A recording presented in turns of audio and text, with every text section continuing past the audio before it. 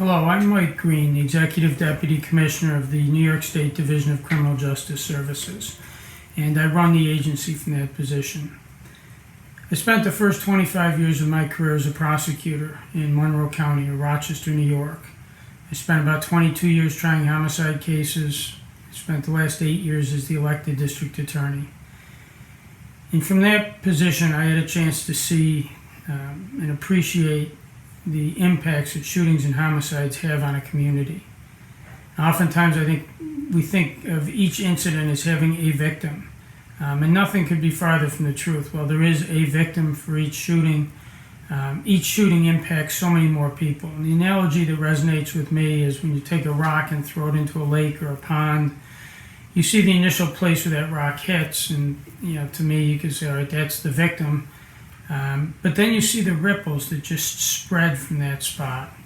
And you think of the family members that are impacted, you think of community, friends, schools, church, workplace, social circles, and everybody around the victim who's negatively impacted, and how that spreads. You think of the healthcare providers, doctors and nurses and others who treat gunshot victims and the negative impact that has on them. And you could go on and just think of, each shooting has all of these negative impacts that just ripple through our community. And I recall in one case in particular, homicide case I tried, one young man was accused of shooting another. And the case, shooting and killing him. The case went to trial, and very emotionally charged trial. One side of the courtroom was full of the family of the young man who had been killed. The other side of the courtroom was full of the family of the young man charged with killing him and shooting him. And the young man was convicted, and we had sentencing, and the sentencing, again, very packed courtroom, emotionally charged.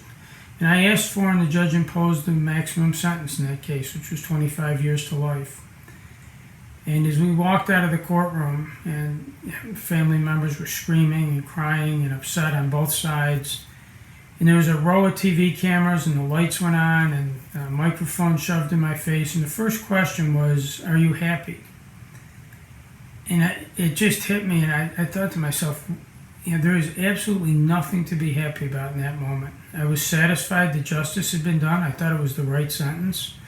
But one young man was still dead and wasn't coming back. The second young man was going off to prison, and his family was in effect losing him for most or all of his life.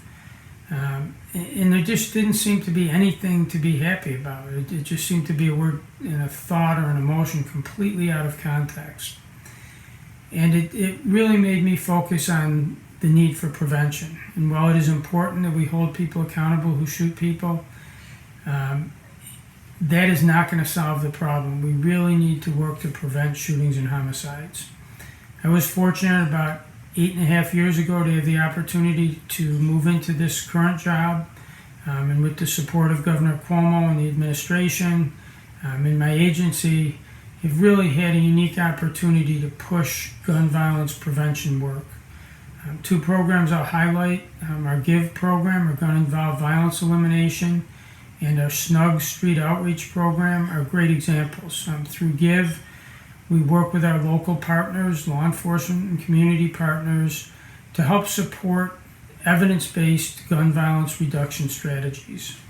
Through SNUG, we work with not-for-profits in the communities impacted or most heavily impacted to support evidence-based and structured street outreach programs where credible messengers go out into the community and help intervene and prevent shootings from happening, prevent retaliation shootings, and help young people who are at risk of either being shot or shooting to get out of that lifestyle and get on the right track. And at DCJS, we provide funding, training, technical assistance, and other support to both of those programs to help prevent shootings and make communities safer. What I would say in conclusion is that I think it's important during this month that all of us take a minute and reflect on the wide-ranging impacts that gun violence has on our community. This is not somebody else's problem. It's not a problem that impacts other people but not us. In one way or another, it negatively impacts our entire community. And I would urge everybody during this month to take some time and reflect and think about what is it that you could do? How could each of us be a part of the solution? How could we contribute to a better community? How could we help reduce gun violence? Thank you.